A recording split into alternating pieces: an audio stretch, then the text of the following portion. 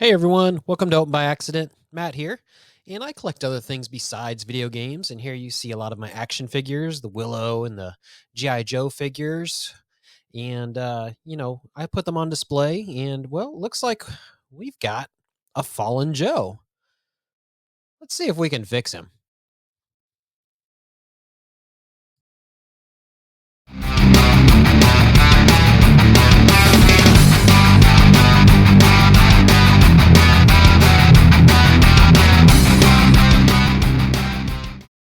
Here we have Thrasher. This is a pretty easy fix. You just got to have a little bit of patience. All you really need is just a Phillips head screwdriver, a very small one, so that you can take the screw out of his back to separate his torso from back, and his limbs and head will, fall out as well. So Thrasher is a member of the Drednok group. He is Bruno Lacrosse from Bruxelles, Belgium. He's best known for the driver of the Thunder Machine. And I've always been a big fan of the Dreadnoks, and this figure's in actually pretty good shape. So, but basically, what we're doing here is just taking him apart at this point and exposing that broken rubber band. So after like 35 years of sitting on a shelf or playtime, these rubber bands will fail. It's inevitable, and a lot of times you'll see brand new on-card GI Joe action figures broken in the package, even though they're brand new.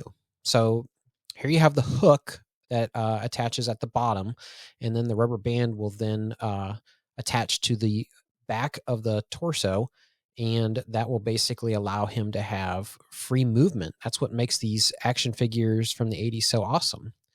So Thrasher, he's a pretty cool little character. He's, like I said, part of the Drednok group. I've always been a big fan of Drednoks, just because I'm a big fan of post-apocalyptic movies like Mad Max, and they borrowed heavily from these figures. So the inspiration, at least from the Mad Max films. So here we have a brand new O-ring that we're going to replace. And the best way to do this, I found, is basically trying to feed it through and putting it on the hook first. Now, this takes a couple of tries, and it's been a long time since I've repaired G.I. Joes, just because I repaired a lot of my Joes from my collection, probably like 5+ years ago. And it just so happened that he was standing on the shelf, and I happened to find him laying on the floor, half him laying on the floor. So it was time for a repair job. So we got tension. So at this point, the next step would be to move on to the back side of his torso. And then that center ring there, you're going to feed it around that top part of the rubber band.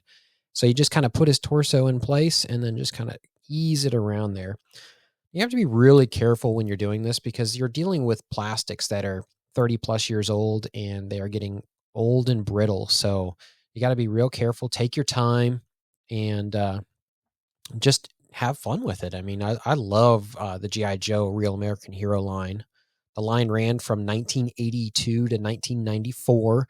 Originally, it did have a resurgence in the early 2000s, but the real line was in the 80s and then the early 90s. By the time you got to around like 92, 93, 94, the line was really kind of starting to fall off. They were started getting into like a lot of neon colors and stuff.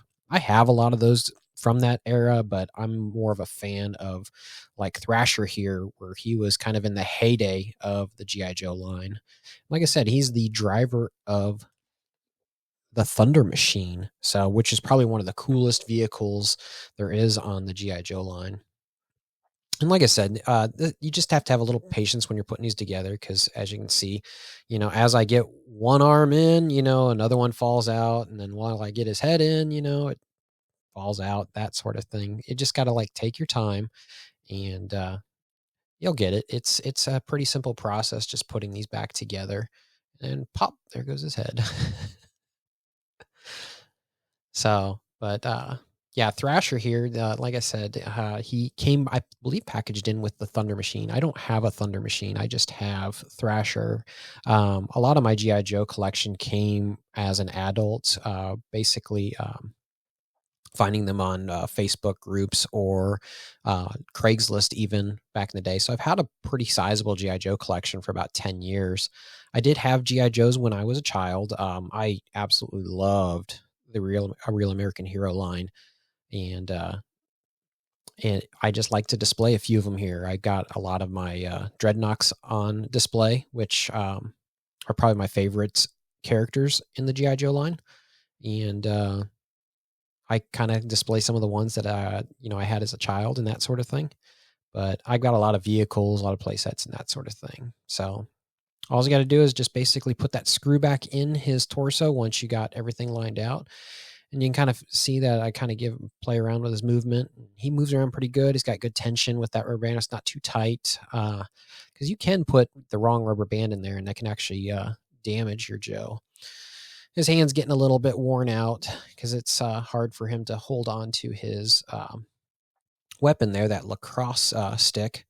And we'll get him back on his stand and then get him back on display. But here we have Thrasher, the driver of the Thunder Machine. And we're going to get him back at his home. And he's looking pretty good. Good looking action figure.